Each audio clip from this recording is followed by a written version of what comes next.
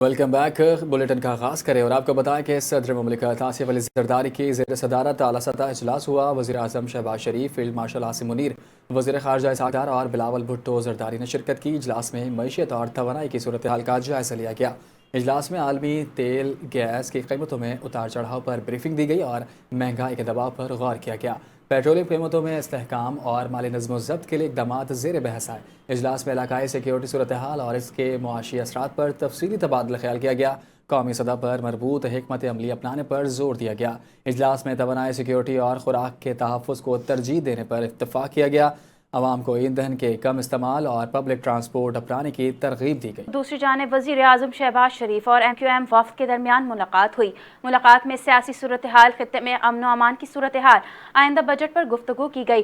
ملاقات میں MQM کی مجوزہ آئینی ترمیم بل سمیت دیگر ایشوز پر بات چیت ہوئی۔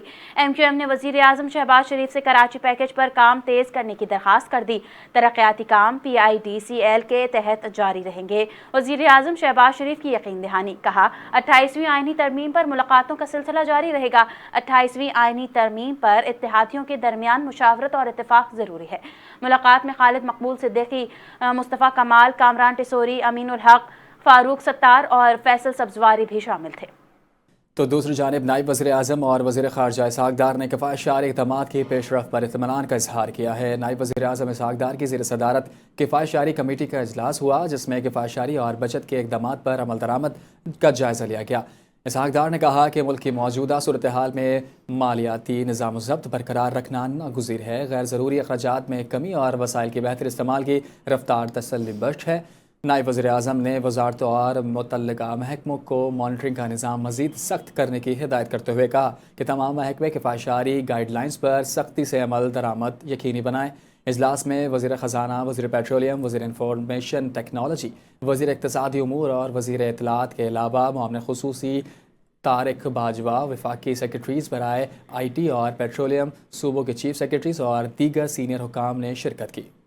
بتائیں اسلام آباد میں پریس کانفرنس کرتے ہوئے عطا اللہ طاہر نے کہا وزیر اعظم اور عسکری قیادت کی جانب سے خطے میں امن کے قیام کے لیے مسلسل کوششیں جاری ہیں، جبکہ عالمی برادری پاکستان کے مثبت کردار کی متعارف ہے۔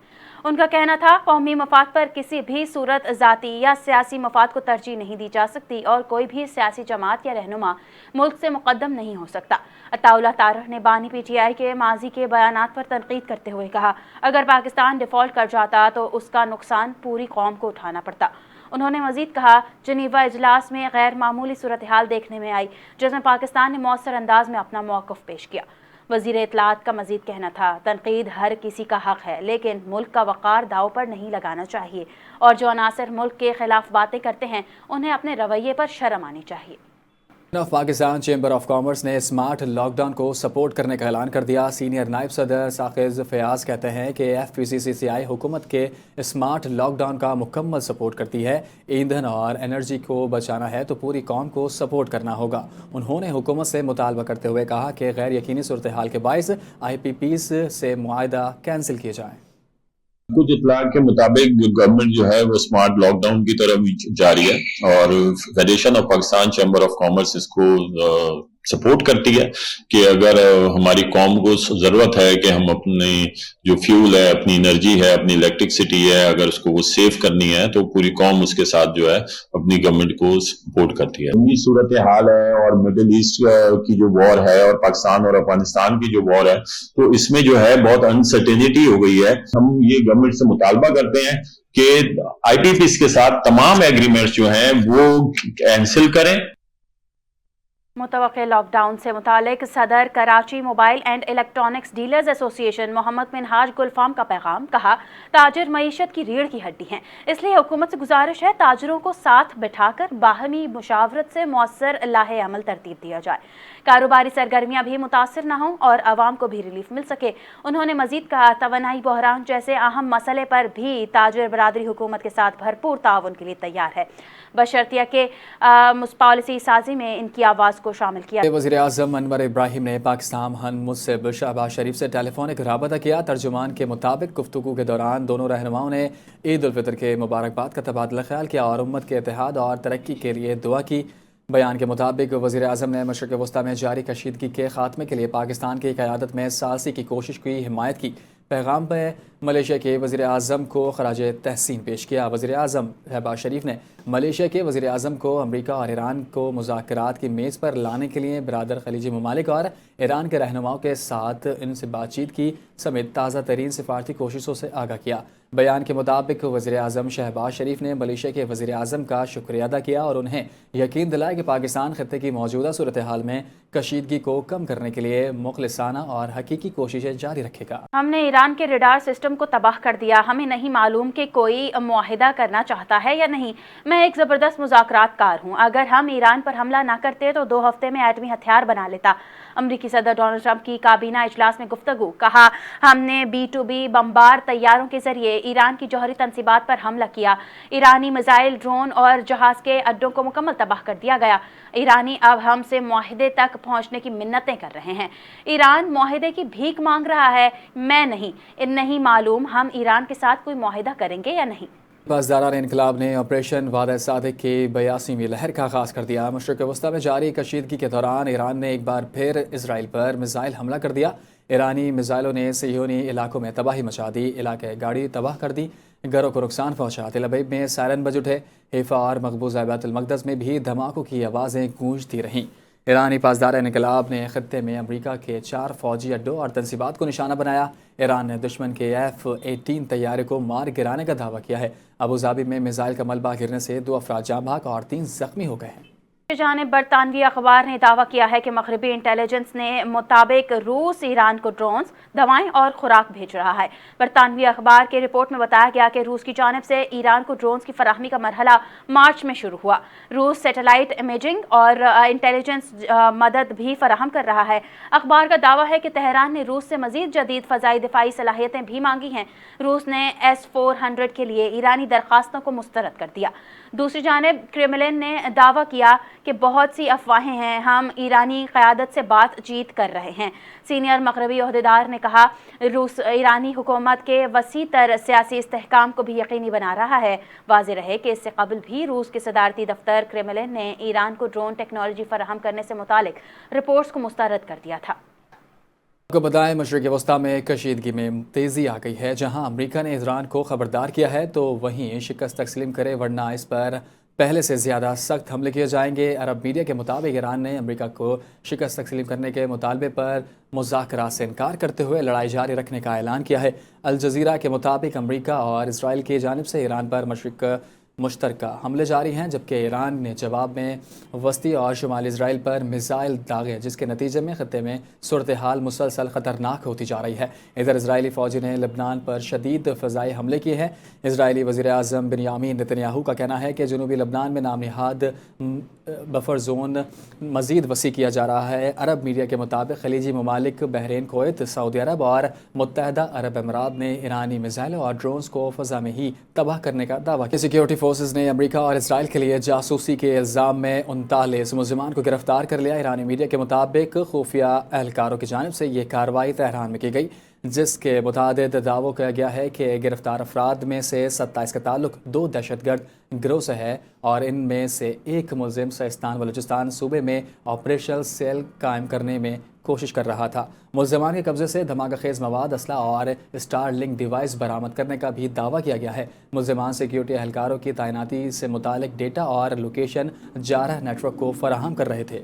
बानी PTI के बेटे कासिम खान ने यूरोपीय यूनियन से पाकिस्तान के GSP+ स्टेटस ख़त्म करने का मुतालबा कर दिया। कासिम खान ने इंसानी हुकूक़ की खिलाफ वर्जियों की मिसाल देते हुए कहा कि इनके वालिद जेल में हैं। बानी PTI के बेटे के इस मुतालबे पर सियासी और अवामी हलकों की जानिब से शदीद रद्द अमल सामने आया है और इसे कौमी मफादात के मुनाफी करार दिया गया है। माहिरीन के मुताबिक GSP+ स्टेटस ख़त्म होने से पाकिस्तान की टेक्सटाइल बरामदात शदीद ख़तरे में पड़ जाएंगी, क्योंकि इस स्टेटस के तहत पाकिस्तानी मसनूआत को यूरोपीय मंडियों में खुसूसी रसाई हासिल है। अगर ये मुतालबा पूरा होता है तो पाकिस्तान का तिजारती खसारा बढ़ेगा और ज़र मुबादला के ज़खायर में कमी होगी। टेक्सटाइल सेक्टर में बहरान पैदा होने से मुल्क में बेरोज़गारी बढ़ेगी, क्योंकि इस शोबे में लाखों अफराद का रोज़गार वाबस्ता है। अवामी हलकों का कहना है कि ज़ाती या सियासी बुनियादों पर पाकिस्तान मुखालिफ मुहिम मुल्क के लिए मुआशी तौर पर इंतहाई नुकसानदेह है और इससे आलमी सतह पर मुल्क का तशख़्ख़ुस मुतासिर होता है। खबर देंगे, वज़ीर आज़म शहबाज शरीफ ने कहा, अपना घर हर शहरी का हक है और आसान शराइत पर कर्ज़ों की फराहमी हुकूमत की अव्वलीन तरजीह है।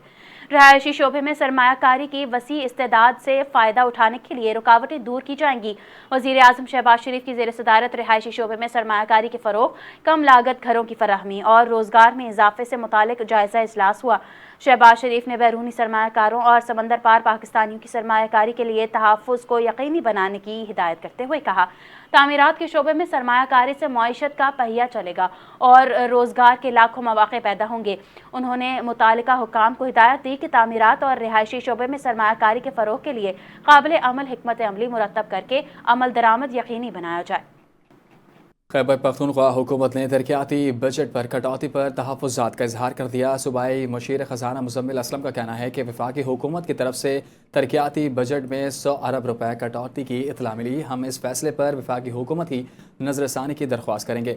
मुशीर ख़जाना खैबर पख्तूनख्वा मुज़म्मिल असलम ने एक्स पर पैगाम में कहा है कि वफाकी हुकूमत की तरफ से सूबे के तरक्याती बजट में 100 अरब कटौती की इतला मिली है, जिसमें 6.5 अरब साबिक फाटा कोई भी शामिल हैं। पहले 9 माह के दौरान 65 अरब में से सिर्फ 16 अरब रुपए ही वसूल हुए हैं। मुज़म्मिल असलम ने कहा है कि हम समझते हैं कि जंग की वजह से मुआशी हालात बेहतर होंगे, अलबत्ता तरक्याती बजट नहीं काटना चाहिए। कराची के इलाके डिफेंस फेज 5 में तेज रफ्तार गाड़ी की टक्कर से एक खातून जान बहक जबकि उनका दामाद जख्मी हो गया। लियारी दरियाबाद गली नंबर 4 के करीब जेर तामीर इमारत का ब्लॉक गिर गया। वाक़े में 2 अफराद जख्मी हो गए। तफसीलात आरिफ हबीब की रिपोर्ट में। डिफेंस फेज 5 में तेज रफ्तार गाड़ी की टक्कर से एक खातून जाँ बहक जबकि इनका दामाद जख्मी हो गया। अफसोसनाक हादसे में जाँ बहक होने वाली खातून की शनाख्त 60 साला मकसूदा के नाम से हुई, जो शीरीजीना कॉलोनी की रिहायशी और 5 बच्चों की माँ थी।